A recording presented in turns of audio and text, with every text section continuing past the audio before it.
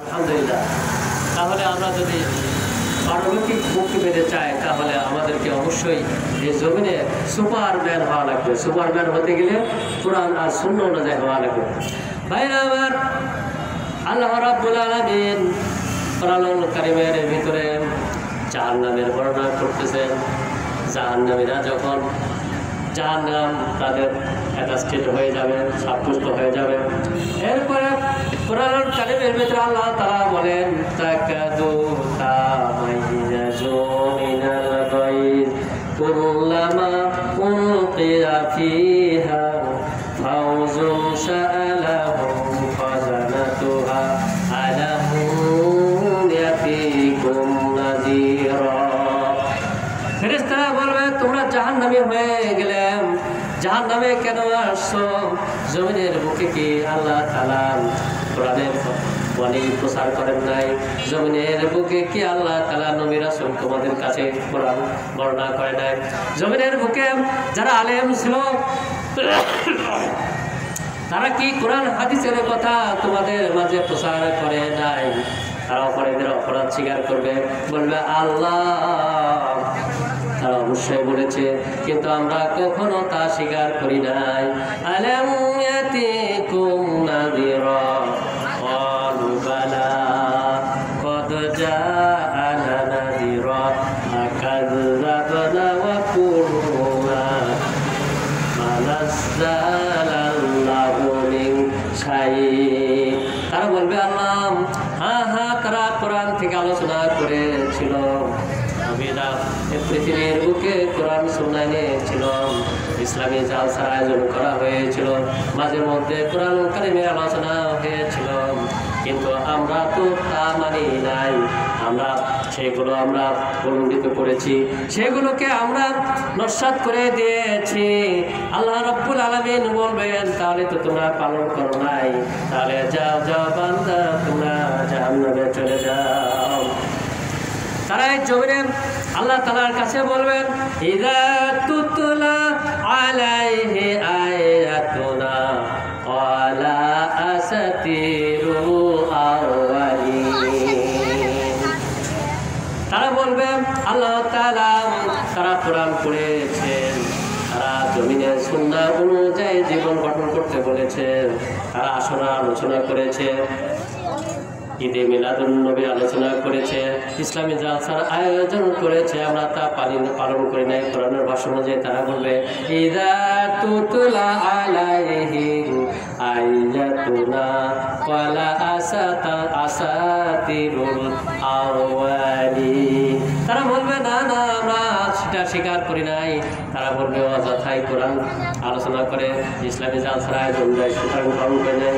আল্লাহ রাব্বুল আলামিন বলবে যাও বান্দা যাও যাও তোমরা জাহান্নামী, তোমরা জাহান্নামে চলে যাও। আমরা যদি জান্নাতে যেতে চাই তাহলে আমরা নবীর অনুসরণ করতে হবে, কথা ঠিক কিনা? নবীর প্রেমে পাগল হওয়া লাগবে, তাহলে আমরা জান্নাতে যাব। আর আজকে যে আশুরা, হযরতে হুসাইন রাদিয়াল্লাহু আনহুর মুসলমান হতে হবে, ইয়াজিদি মুসলমান থেকে আমাদেরকে বিরত থাকা লাগবে। আমার ভাইরা আমার, আল্লাহ রাব্বুল আলামিন জমিনের বুকে লিল্লাহি তাকবীর একজন পথচারী 10 টাকা দান করলেন। আল্লাহ এই দানকে আল্লাহ আপনি কবুল করে নিন, তার বালা মুসিবত দূর করে দিন, তার চলার পথে আল্লাহ তুমি সাহায্যকারী হো, আল্লাহ তাকে মাফ করে দে, আল্লাহ মৌতের সময় ঈমান দিও লা ইলাহা ইল্লাল্লাহু মুহাম্মাদুর রাসূলুল্লাহ। ভাইরা আমার, হযরতে হুসাইন রাদিয়াল্লাহু আনহু, হাসান রাদিয়াল্লাহু আনহু কেমন ছিলেন আমি অল্প সময় আলোচনা করি, কারণ তাদেরকে আমাদের অনুসরণ করা লাগবে। হযরতে হাসান, ইমাম হাসান হুসাইন, তাদের অনুসরণ যদি আমরা করি কিয়ামতের মুসিবতের দিনে আমার আল্লাহ আমাদেরকে মাফ করে দিবেন। জোরে বলেন আলহামদুলিল্লাহ। হুজুর করিম সাল্লাল্লাহু আলাইহি সাল্লাম মসজিদে নববীর ভিতরে রয়েছেন, হঠাৎ করে এক সাহাবী ঢুকলেন। সাহাবী দেখলেন নবী, সাহাবী যখন মসজিদের ভিতরে ঢুকলেন দেখা গেল আল্লাহর নবীর তার কাঁধের উপরে হযরত ইমাম হাসান হুসাইন বসা রয়েছে। নবীজি বললেন আমি হাসান হুসাইনকে ভালোবাসি, সুতরাং জীবনে যারা ভালোবাসবে আমার আল্লাহ তাআলা তাদেরকেও ভালোবাসবে। কথা ঠিক না ঠিক? আমরা যদি ইমাম হাসান আর হুসাইনের আদর্শ গ্রহণ করি তথা কোরআন এবং সুন্নাহ অনুযায়ী চলি, তাহলে আল্লাহ তাআলা আমাদেরকে মাফ করে দিবেন। হযরতে হুযায়ফা রাদিয়াল্লাহু আনহু বলেন, তিনি বলেন একবার আমার মাকে পারমিশন নিলাম, আম্মাকে বললাম আম্মা আজকে আমি আমার নবীজির দরবার যেতে চাই, নবীজির দরবার শরীফে আমি যেতে চাই, পারমিশন দিলেন নাকি? আমার বন্ধুগণ ভাইরা আমার, নবীজির দরবারে যেতে চান আব্দুল্লাহ বিন হুযায়ফা তিনি বললেন আম্মা তার আম্মাকে সেজদা করতেন, তার মাকে তিনি তাকে ভালোবাসতেন, মার সেবা করতেন। বললেন মা আমাকে একটু পারমিশন দিন, আমি আল্লাহর নবীজির দরবারে যেতে চাই। তিনি বললেন যাও যাও। হযরতে হুযায়ফা রাদিয়াল্লাহু আনহু বলেন আমি যাওয়া শুরু করলাম। যেতে যেতে যেতে যেতে নবীজি মসজিদে নববীর ভিতরে বসা রয়েছেন। এরপরে মাগরিব নামাজ হয়ে গেল, মাগরিব নামাজটা পড়লাম। নবীজি মাগরিব নামাজ শেষ করে তারপরে আবার নফল শুরু করলেন। আমি অপেক্ষা করলাম। হযরতে হুযায়ফা বলেন আমি অপেক্ষা করতে লাগলাম। এরপরে এশার নামাজ হয়ে গেল, নবীজি তারপরে আরো নফল নামাজ শেষ করলেন। পরে আমাকে জিজ্ঞাসা করলেন তুমি হুযায়ফা নাকি? হ্যাঁ। ও হুযায়ফা তুমি জেনে রেখে দাও তোমার জন্য আর তোমার মায়ের জন্য আমি আল্লাহ তাআলার কাছে দোয়া করেছি। জোরে বলেন সুবহানাল্লাহ। এরপরে নবী বললেন, হুজুর করিম সাল্লাল্লাহু আলাইহি সাল্লাম বললেন ও হুযায়ফা জেনে রেখে দাও তোমার সাথে আমার সাক্ষাতের দেরি হয়ে গেল, কারণটা হলো এইমাত্র জিবরিল আলাইহিস সালাম জমিনে এসেছিলেন।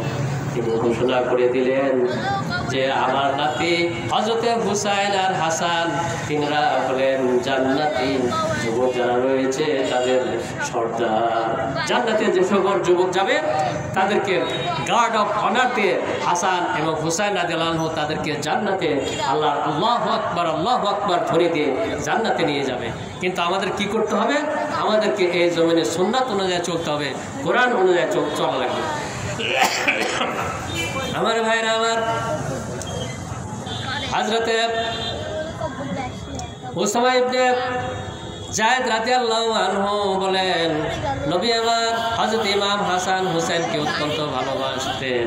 তিনি উদাহরণ দেন আমি একবার সন্ধ্যা বেলায় আল্লাহর নবীজির কাছে গেলাম, দেখলাম আল্লাহর নবীজি চাদর দিয়ে মোড়ানো রয়েছে, আল্লাহর নবীর চাদর দিয়ে মুড়িয়ে বসে রয়েছেন।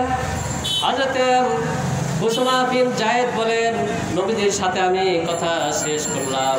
এরপরে দেখলাম নবীকে জিজ্ঞাসা করলাম আল্লাহর নবী আপনার চাদরের ভিতরে কি দুটো?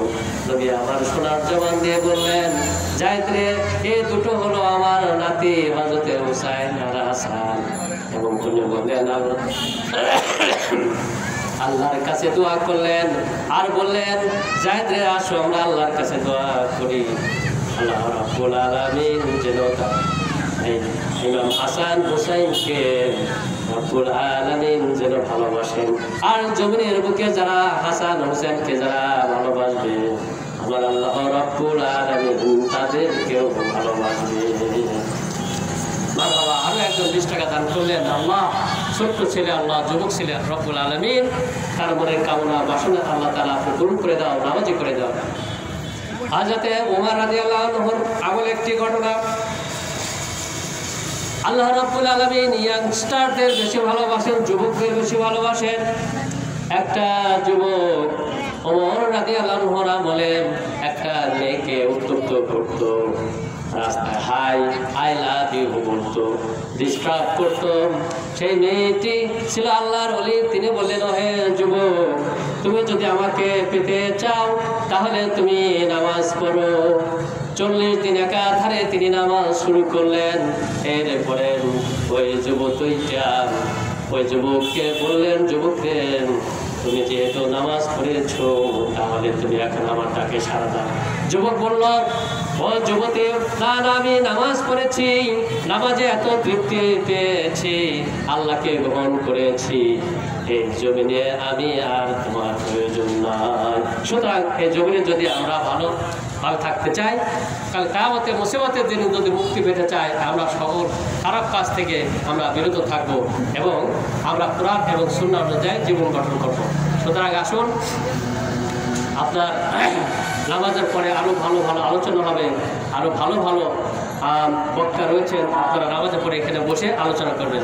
আমার এক ভাই আরও 20 টাকা দান করলো, আল্লাহ রাব্বুল আলামিন তার টাকা আল্লাহ দানকে কবুল করে নেন, তাকে মাফ করে দেন, তার হায়াতে তৈবা দান করে দেন, তার আহাল পরিবার আল্লাহ বরকত দেন। আল্লাহ এই জমিনে তাকে সুস্থ সবল রাখো, আর মৃত্যুর সময় আল্লাহ ঈমান দিও, লা ইলাহা ইল্লাল্লাহ মুহাম্মাদুর রাসূলুল্লাহ বলে যেন এই জমিন থেকে যেতে পারে। আল্লাহ সেই তৌফিক দান করুন। আসুন আমরা নামাজ পড়ে আমরা আবার ইনশাআল্লাহ এখানে আলোচনা হবে, আপনারা চলে আসবেন। ইমানদারের ফুল বাগানে ফুটিল গোলাপ ফুল, কোথা থেকে আসে কোথায় সেই তার ফুল। ইমানদারের ফুল বাগানে ফুটিল গোলাপ ফুল, সেই ফুলে হলো জমিন ভরপুর। সেই ফুল যদি না ফুটিত, আসমান জমিন না বানাইতো, না হইতো আরশ কুরসি জ্বলিল রব্বুর। কোথা থেকে আসে গন্ধ, কোথায় ফোটে ফুল। ভাইরা আমার, নবীজি আমি বলছিলাম জাহান্নামের কথা বলতেছে। নবী আমার বলেন, আমার সাহাবারা যদি পৃথিবীর বুকে যদি তোমরা তওবা করো, তোমরা যদি তওবা করে নাও, আমার আল্লাহ তাআলা তোমাদেরকে ক্ষমা করে দিবেন। কিয়ামতে মুসিবতের দিনে তোমাদেরকে জান্নাতে প্রবেশ করাই দিবেন। সুতরাং আসুন আমরা এই মহরমের শিক্ষা থেকে যেটা আমরা পাই সেটা হলো আমরা কোরআন অনুযায়ী জীবন গঠন করব, আমরা সুন্নাত অনুযায়ী আমাদের জীবন চালাবো এবং আমরা ভালো ভালো কাজগুলো করব। আল্লাহ রাব্বুল আলামিন যেন আমাদের সেই তৌফিক দেন।